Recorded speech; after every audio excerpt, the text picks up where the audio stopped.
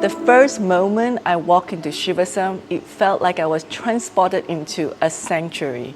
The warm greetings of the staff and just the serenity of the surroundings, the trees, the lake, and the fishes.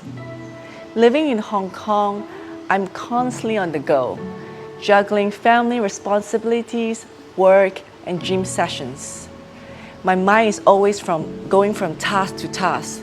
And coming here, I just feel like I can let go of this daily stress that I have to rejuvenate and recalibrate mentally and physically. One of the beautiful experiences that I had was visiting the mangrove projects, walking among 1,000 mangrove trees and learning about the positive environmental effect was truly inspiring. Visiting the organic garden was actually really amazing for me to really see where the vegetables and herbs that we ate grow gave me a new appreciation on the food.